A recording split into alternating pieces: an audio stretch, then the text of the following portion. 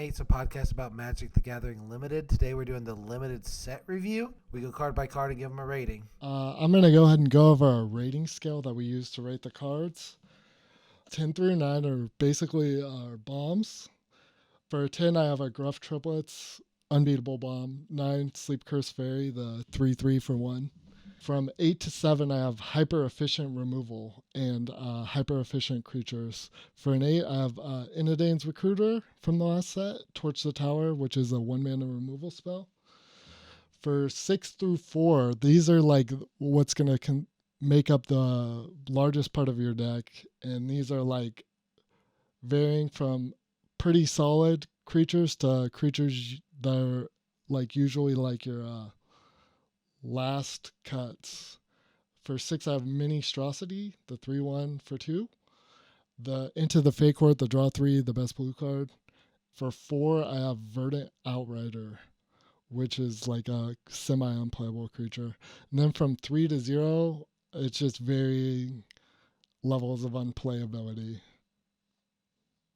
For 3, I have Sugar Rush, the pump spell that draws you a card. 2 Protective Parents of super inefficient creature, and 1 Eerie Interference, the Bad Fog. And for 0, Greater Aromancy, which is like an unplayable enchantment. And that's our scale. Okay, today right now we're doing Multicolored. We're starting off with Akawali, the Seething Tower. This is 1 black-green for a legendary creature, 3/3 fungus. Has Descend 4, and Descend is a newer mechanic. It talks about when you have permanents go to the graveyard from any place. So you could discard them, you could mill them, they could die. Permanents go to the graveyard from any place it's descending. Descend 4 means you have 4 permanents in your graveyard. So Descend 4, as long as there are 4 or more permanent cards in your graveyard, it gets +2/+2 and trample. So it'd be a 5/5 trample. Descend 8, it gets another +2/+2 and can't be blocked by more than 1 creature. Seems solid if you can descend. I mean, it's a 3/3 for 3 on rate. I think it's a 7.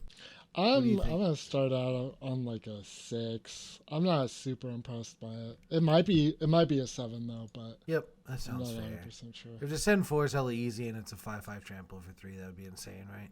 Yeah, for sure, definitely. So next up we have Bartolome del Presidio, which is a white-black uncommon vampire knight legendary creature.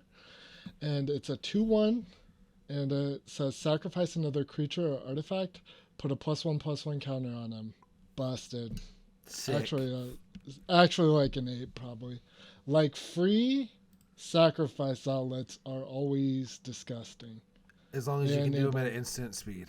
Yeah, which you can do this one at instant speed. And it's not even like a tap ability either. Like, I think this is just going to fit a huge role in the thing because, like, sacking artifacts is good for craft and then sacking it can creatures. Blank all your removal if you target anything other than it, right? Like, yep. It's just a powerhouse. I'm going to start with the 8.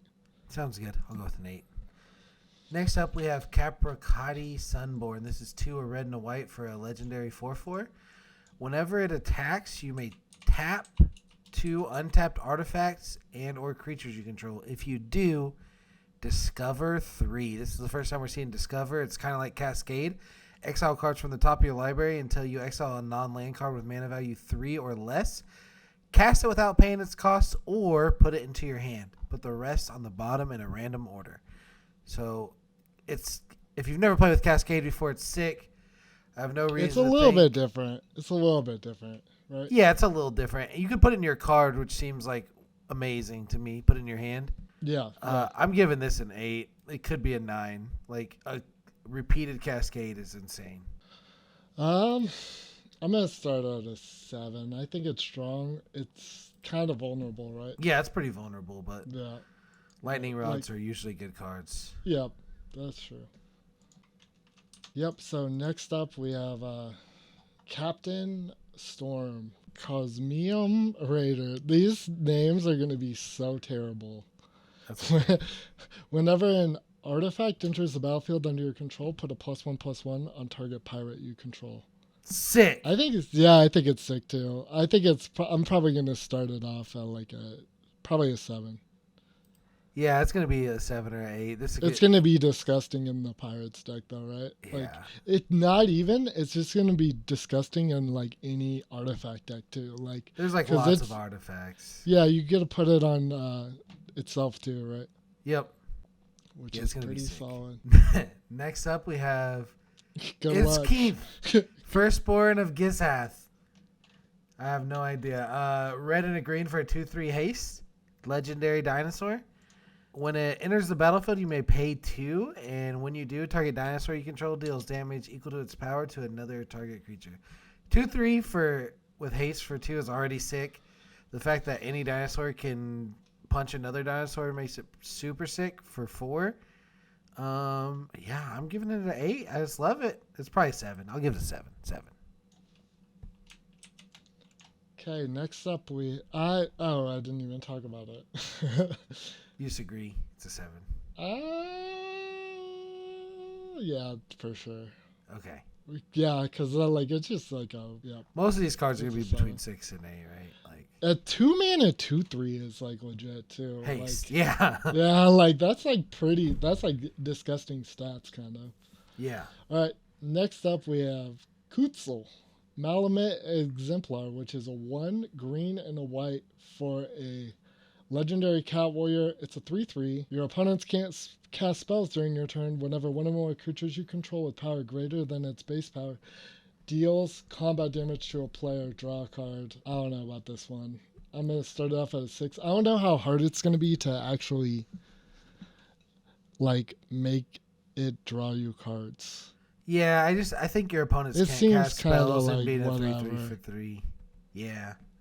It seems Opponents kind can't- of whatever. Opponents can't cast spells on your turn. Just is so good when you're attacking, though. Yeah, But yeah, 6 Yeah. sounds good. 6 to start it out. Next up, we have Master's Guide Mural. This is 3, a white and a blue for an artifact. When it enters the battlefield, make a 4/4 golem artifact creature token. Then we have Craft with Artifact. So Craft is a new mechanic. I'll just read the text. It says, exile this artifact, exile another artifact you control, or an artifact card from your graveyard. Return this card transformed under its owner's control, craft only as a sorcery. So this says craft with artifact for 4 double white and a blue. And then you get a factory that makes golems. It says tap it, create a 4 white or a 4/4 white and blue golem artifact creature token, activate only if this card or another artifact enter the battlefield under your control this turn. 7's a lot for that, but it is sick, like just making constant artifacts. Yeah, there's I'm a gonna give lot this of a mana. 6. I'm gonna start off on 6 too. Yep. Next up we have Niken Zill, Current Conductor, which is green blue for a legendary Merfolk Scout. Whenever a creature you control explores a land card, you may put a land card from your hand onto the battlefield tapped. Whenever a creature you control explores a non-land card, put a +1/+1 counter on Niken Zill. So base 2/3. What does Explorer do, real strong. quick? This is the first- Explorer is like you look at the top card of your library, and if it's a land, you put it in your hand. You reveal the top card. You reveal the top card of your library. My bad. You're good. And if it's a non-land, you can choose to put it back on top or put it in your graveyard Yep. and put a +1/+1 counter on something. The creature that explores, right? Yep. So if explores a thing, then this is going to be disgusting. It is a thing. Yeah, yep. Well, you I'm mean gonna if it's like a good thing? Yeah. If it's a good thing. Yeah. If it's a good thing, right? Yeah. The best card in original Innistrad was like the Wild Growth Walker? Not Innistrad, Ixalan. Wild Growth Walker, the 2 I didn't mana play guy. very much then. Yeah. And it was the Explorer was like the strongest thing you could do. Yep. But So what are you giving it? I'm gonna start off at a 7. Yeah, that I think sounds it's good. better. It's a Yeah. 2/3 for 2, right? Yep. Good luck. Next up, we Read got this Ukbenbach. Great mistake. 3 and a blue-black for a legendary skeleton horde. It's a 6/4. Has vigilance and menace. 6/4 vigilance and menace for 5.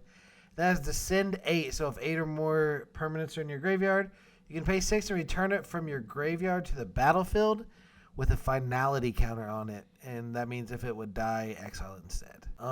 Seems sick. 6/4 that comes back again with Vigilance and Menace. Seems like a nightmare. I'm going to give it a 7. I don't know. I'm on a 6. Okay. It only comes back once, right? But Yeah. and you have to descend 8 too to do that. Yep. Which probably won't be that big of a deal if you're in blue-black. I feel like it'll be like a fairly big deal, but like yeah, for sure. Like you can't just have like a deck full of instants and sorceries and be able to do that, right? Right. So it's kind of eight's a lot, right? Yeah. It definitely is a lot. So next up we have Zoyowa, Lava Tongue. Black and red for a legendary Goblin Warlock. It has Death Touch at the beginning of your end step. If you descended this turn, each opponent may discard a card or sacrifice a permanent. Zoyoya, Lava Tongue deals 3 damage to each opponent who didn't. And it's a 2/2 for 2. It's a 2/2 with Death Touch. Yeah. I'm going to start this one off at a 6. It might be way better than that, depending on like how aggressive you are. I think they like supported Descended quite a bit, but I'm still not sold on it yet. Descended, so like if you just like attack into something or sacrifice anything, right? If a permanent, yeah, or you mill something, or you discard something. Yeah. So, well, I'll give it a 6. Do tokens go to the graveyard? They do go to the graveyard, right? But does that trigger Descendant? I don't know. Yeah, that'll be We'll an have to ask interesting thing. If it did, it would probably be a 7. I'm gonna start at 6 though. So brave. That's Okay, next up we have the rares. Yep. First rare, we have Abuelo Ancestral Echo. This is 1 white-blue for a legendary creature spirit as Flying Ward 2. And then you can pay 1 white and blue and blink another creature or artifact. Return it to the battlefield at the beginning of its owner's, or at the beginning of the next end step. So 2/2 flyer for 3 with Ward 2 is not amazing, but blinking stuff and avoiding all removal sounds dope. I'm going to give this like a 6. I'm at like an 8 on it. Yeah, it's it could disgusting. be. It's Flying Ward 2, 2/2. Yeah, so it's already like 3. The stats are like kind of bad, right? It's a flyer. It's fine. That's fine. 2/2 flyer for 3. That's not that bad. And then like the blink thing, I'm out of it. I think it's gonna be a bomb. It could be. It's gonna enable some extremely degenerate stuff. If you have 1 billion mana, yeah. Not even like if you have 3 mana. like if all you need is 3 mana, right? And then you can start blinking stuff. Kinda. That's pretty good. That's really strong. I've seen a couple commons that enter the battlefield and draw you a card. Like yeah, there's some stuff. That's like pretty that. good. It's gonna be annoying to play against. That's for sure. Yeah. Next up, we have Amelia. I'm not even gonna. Why are these names so hard? Benavides Aguirre, which is a white-black for a legendary vampire scout. It's a 2/2 with ward, pay 3 life. Whenever you gain life, Amelia explores. Then destroy all other creatures if its power is exactly 20. What? Well, the last part will never happen, right? If its power is exactly 20, it kills everything else. But whenever you gain life, it explores. That sounds kind of sick. Yeah. I'm gonna start this off at like a 5. Yeah, that's fine. I'll do a 5 too. I'm not convinced. The ward 3, pay 3 life, like hasn't been as impactful. Like we've seen plenty of cards like that we thought were going to be good, but never were really anything. Yeah, and this one's not super aggressive. It's like wanting you to gain life, but its ward is just to pay 3 life. Like it's weird. Yeah, 5 sounds good to me. Next up, we have Anim Pakal, 1000th Moon. 1 in a red-white for a legendary 1/2. Whenever you attack with 1 or more non-gnome creatures, put a 1/1 counter on Anim Pakal. Then create X 1/1 gnome artifact creature tokens that are tapped and attacking, where X is the number of 1/1 counters on Anim Pakal. That's a 9. Like it's an army in a can. It's a 3 mana 1/2. It attacks as a 2/3 the first time and makes a 1/2 or a 1/1. I don't know. And it comes unless out if you attack with anything else. It already starts off as a 2/3. Then it attacks as a 3/4. Yeah. I'm gonna start off at like a 8 probably. 8's like a very hesitant 8. So you're like closer to 7 even. Yeah. Okay. Yeah. It might be better. It's sick. It does have I will say it does have the thing that makes these good, which is it doesn't have to attack itself. Which Right. And is usually what makes cards like that good, right? keeps making bodies for free, kind of. Yep. But it could be kind of hard to make the bodies. You have to have non-gnome creatures. Which I love putting gnome creatures in my deck. Me too. For sure. Like, it doesn't like compile the way that some of these other ones do. Yeah, it's not like exponential, right? It's not like 2 then like, 4 then 8. Yeah. Next up, we have Deep Fathom Echo, which is 2 green-blue for a Merfolk Spirit, 4/4. At the beginning of combat on your turn, it explores. Then you may have it become a copy of another creature you control until end of turn. I don't know about this one. Exploring every turn? That's good. That's pretty good. But like, it's also a 4-mana 4/4. Its stats aren't crazy. It's probably like a light 7, maybe more of a 6. I have it at like an 8. I think like exploring every turn and then being able to And like turn become into a a copy flyer. of it, whatever. Yeah. Turn into a flyer. But like, it's kind of got weird stats for that, right? Yeah, like it's already good. Like, yeah, like you would rather so like it's what just do you want upside. it to be? Like Anything you slap bigger down your or itself. 4/4, and then yeah. Yeah, it's sick. Next up we have Kellen Daring Traveler. This is 1 and a white for a legendary creature 2/3, and it has an adventure. The adventure is 1 green. Create X map tokens, where X is 1 plus the number of opponents who control an artifact. And a map token is just pay 1, sack it, and tap it, and the creature you control explores. So, Yep.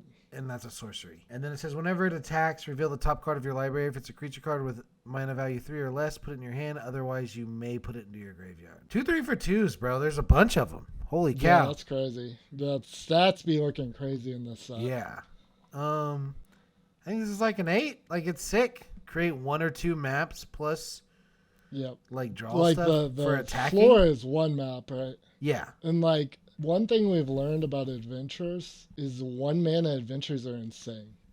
Like if the adventure side is 1 mana, like it's always good, right? Pretty much. Yeah, like I'm gonna start at 8, like a light 8, maybe more of a 7. No, 8. 8's probably fine. Yeah, it's 8. Next up, we have Molten Collapse, which is a red-black. For a sorcery, choose one. If you descended this turn, you may choose both instead. Destroy target creature or planeswalker. Destroy target non-creature, non-land permanent with mana value 1 or less. Pretty good. Like a 7, probably. Yeah. Terminate. Yeah, terminate, right? With maybe a little Hyper upside. efficient. Like maybe a little slightly better, right? Potentially. But probably not. Most of the time, probably not. But every once in a while, you're going to like blow up one of your opponent's random token gnomes, right? They're crafted stuff. All the crafted stuff. Yeah. Because does it that doesn't have have the a same- convert does- mana. I might have the... I don't know. I don't know either. know, We're bad at honestly. this. Next up, we have Polani's Hatcher. This is 3, a red and a green for a 5/3 dinosaur. Other dinosaurs you control have haste, and when it enters the battlefield, create 2/0/1 green dinosaur egg creature tokens. At the beginning of combat on your turn, if you control 1 or more eggs, sacrifice an egg, then create a 3/3. 5/3 and 2 3/3s for 5? Holy cow. That's a 9. Yeah, that's pretty good. And other dinosaurs you control have haste isn't irrelevant, right? Yeah, it makes those it makes the That 3/3 makes the with 3/3s haste right have away. haste, yeah. And Yeah, you make that's... them both right when it can attack, so like you don't. so it's like... It doesn't have haste itself. Right? Right, but by the Which is time you kinda hatch your annoying, second but- egg, that's when you're attacking. But like as soon as it comes down, the egg's coming in, right? Yeah. And it can immediately attack you, which is pretty gross. I'm gonna Yeah. start with like an 8. Yeah, this would It's be like pretty a good. 7 It's got a if lot it of didn't value. even hatch the eggs. Like if it just made 2/0/1s. It's basically 5 mana gruff triplets. It's like a poor man's gruff Yeah, triplets, it's like right? Imperial Oath for 5 with bigger Yeah, things. kind of, yeah, yeah. No, like, yeah. It is like, it doesn't scry, right? But it does make 3 things. And they all have 3 power and or toughness or more. Like, it comes down, and you get more stats than Imperial Oath, right? Yeah. Imperial Oath gives you 6 stats. This gives you 8 stats immediately, 10 stats immediately, right? Yeah. Well, 9. Which is pretty good. 10, because it's 0 ones, yeah, right? 0 But ones. it turns into a They all have to hatch, but if they all hatch, it's sick. Yeah, pretty solid. So next up we have Squirming Emergence, which is 1 black-green. For a sorcery, return to the battlefield target non-land permanent card in your graveyard with mana value less than or equal to the number of permanent cards in your graveyard. Like a 3. Yeah, it's not great. Like, it's so weird. Yeah, super. I mean, if you're milling yourself a bunch, it could be a card but it's super built around, right? All right, next up we have the Belligerent. Is that how you say it? Belligerent? Belligerent. Belligerent. 2 blue-red for a legendary artifact vehicle. 5/5 vehicles are back. And vehicles are just like kind of creatures. You have to crew them by tapping power equal to the crew cost or greater than the crew cost. Whenever this attacks, create a treasure token until end of turn. You may look at the top card of your library anytime, and you may play lands and cast spells from the top of your library. Crew 3. So you tap a 3/1 to crew this. It's a 5/5, and the text makes a treasure. I'm hesitant on this one. I don't like vehicles a ton, but I love vehicles, but like making treasure and playing cards sounds fun. yeah, that's good. Those are all things I like to do. I'm gonna start at like a hesitant 6. 7. You're a 7. Hesitant 7. Well, like basically a 6, but Okay. I'm hedging because I think it might be good. Are you filling this out on your own too? Yep. As we're doing it, okay. Then I'm just gonna put my grades from now on. Yep. Okay. Next up, we have Whale of the Forgotten. Blue-black for a sorcery. Descend 8 if there are 8 or more permanent cards in your graveyard. As you cast the spell, choose 1 or more instead. Return target non-land permanent to its owner's hand. Target opponent discards a card. Look at the top 3 cards of your library. Put 1 of them into your hand and the rest into your graveyard. It's going to be like a 6. But if you are hardcore Descend, it's going to be insane. Yep. But I think it might be harder to get to Descend 8 in limited formats, for sure. But like in standard, this is going to be insane. But yep, I'm going to start with a 6. Yeah. Maybe even a 5, I think it's a 5, honestly. yeah. It's like a bounce you spell. You really wouldn't pay a blue-black to do any of that on its own. Yeah. It does give you a little bit of flexibility. At sorcery speed. Yeah. I'll start with a 5, yep. That sounds good. Next up, we have Gishath, Sun's Avatar, 5, red, green, white, for a legendary 7/6 dinosaur. Has Vigilance, Trample, and Haste, and whenever it deals combat damage to a player, reveal that many cards from the top of your library and put any number of dinosaur creatures from among them onto the battlefield, and the rest on the bottom of your library in a random order. 7/6 Vigilance, Trample, Haste sounds insane. That maybe puts a dinosaur into play. I'm going to give this like a 7. I'm at like an 8. Yeah. When it connects, it could be pretty solid. Yeah, just when it resolves, right? Like, they're just not going to be It's real big. It's really big. It's pretty big. Yep. Oh, sick. Next up, we have Quintorius Kant. Strixhaven alumni. 3 red and white for legendary planeswalker Quintorius. Whenever you cast a spell from exile, Quintorius deals 2 damage to each opponent and you gain 2 life. Its +1 is create a 3/2. Like, they keep shoving the 3/2 red white spirits on Quintorius. Yeah, he's like, we always gotta find a way to make money off this. It's simply too good. 3/2 spirits. -3 discover 4 and -6 exile any number of target cards from your graveyard. Add red mana for each card exiled with this. For each card exiled this way, you may play those cards this turn. Pretty good. It makes a thing. Pretty It good, makes a yeah. thing. Makes a thing. It discovers. I mean, what more do you want? It can also like just kind of kill your opponent out of nowhere too, right? Yeah, it's By all, like it's a casting game stuff. ender. Yeah. Yep. And Discover does cast from exile, right? I think so. Yep. So it deals 2 damage to it and you gain 2 life. It's Yep. gonna be disgusting. Yeah. What do you got it at? This might be our best Quintorius 8. 8? Yeah. It might be a 9 though. I think it's a 9. It's going to be annoying to deal with like 2 spirits, and if they get higher than that, you're in trouble. Yeah, for sure. I'll go up to a 9. Yeah. Okay, bet. It's best Quintorius we've ever seen. Yeah. For sure. Which is saying very little. Like, It means it's above a 5. yeah, for sure. He wasn't even a 5. He wasn't even playable, bro. Yeah. It was terrible. No, there was that one, and like I said not too long ago, that was like red and white. That like Yeah, he might have been he better, made a but, random yeah. cameo. Yeah. Next up, we have Sahili, the Sun's Brilliance. This is a blue-red for a 2/2 legendary human artificer. Pay blue and a red and tap it. Create a token that's a copy of another target creature or artifact you control, except it's an artifact in addition to its other types. It gains haste. Sacrifice at the beginning of the next end step. So yeah, it sits there and spits out tokens that die. Seems sick. I'm going to give it an 8. I'm gonna go down to probably like a 7. It'll be okay, but like It's going to be insane. it takes a lot to enable it to be insane. I'm going down to a 6. I'm not convinced at all. It takes having a creature that has... It's like so much better than the blink thing. I don't think so. It's not... I guess you have to tap it, but... You have to tap it. It's not instant speed. It is instant speed. Yeah. You can make like one.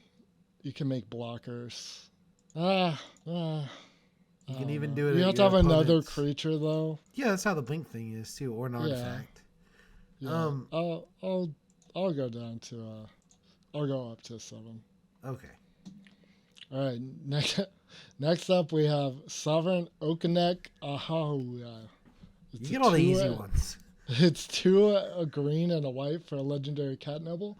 It has ward 2 whenever it's a 3/4. Whenever it attacks, for each creature you control with power greater than that creature's base power, put a number of 1/1 counters on that creature equal to the difference. Holy cow, that's exponential. With power greater than that for each creature. So if you have a 1/1 counter on a creature and it attacks, it gets a 1/1 counter. The next time it gets 2 1/1 counters. The next time it gets 4 1/1 counters. Yeah. All your stuff grows and grows and grows. If you play a pump spell. Or you have Explore in your deck. Yeah. 4 mana, 3/4 ward 2. It can put counters on itself. Yep. I'm gonna go with like a probably optimistic 8. I'm going to go with an optimistic 9 even. Oh, I meant optimistic 7. Oh, I'm going to go with an optimistic 10. No. 9. I don't know. Its stats aren't that good.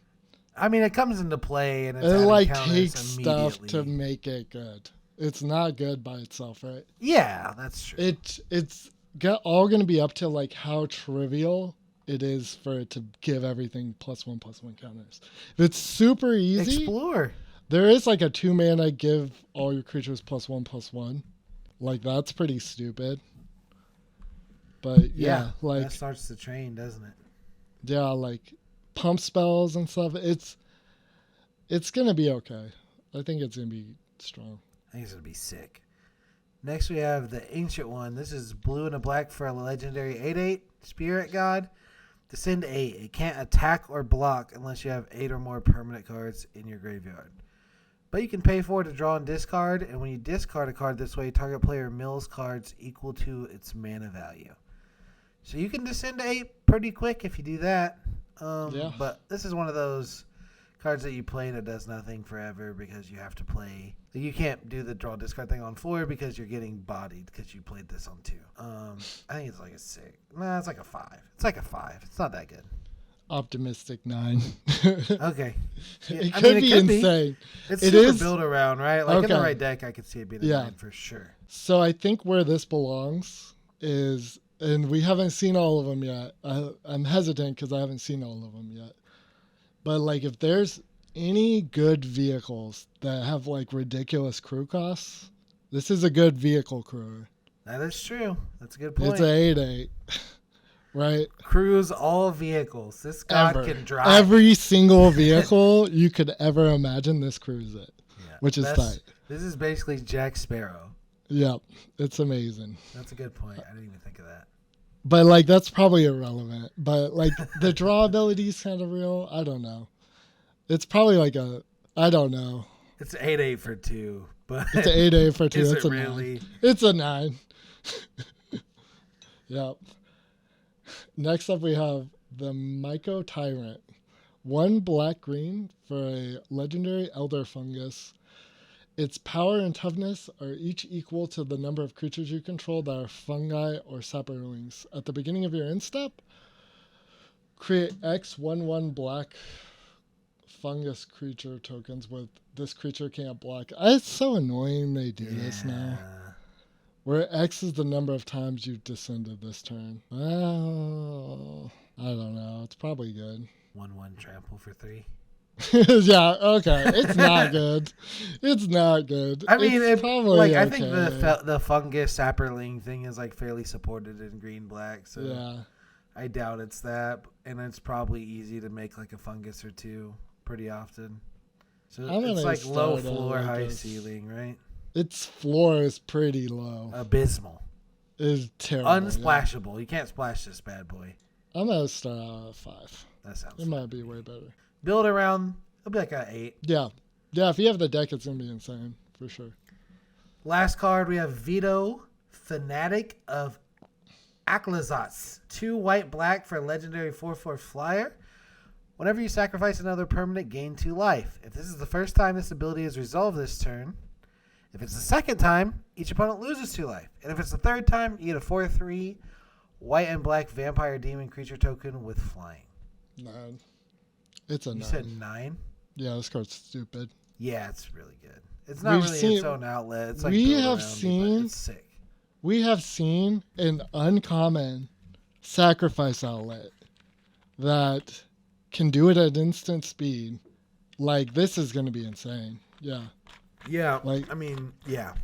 Yeah. Like, this is pretty solid. With stuff to sack. And the floor is it's a 4/4 flyer for 4. Yeah, which is true. good. Super, super good. And it's terrifying. Because if they make a single other 4/3 flyer, you lose. Yeah, for sure. Like, genuinely. Which, like, there's a lot of things I'm willing to sacrifice for a 4/3 flyer. You know? Yeah. That's pretty gross. Yep. Well, that was Multicolored. We'll be uploading all these, so be sure to check out another one.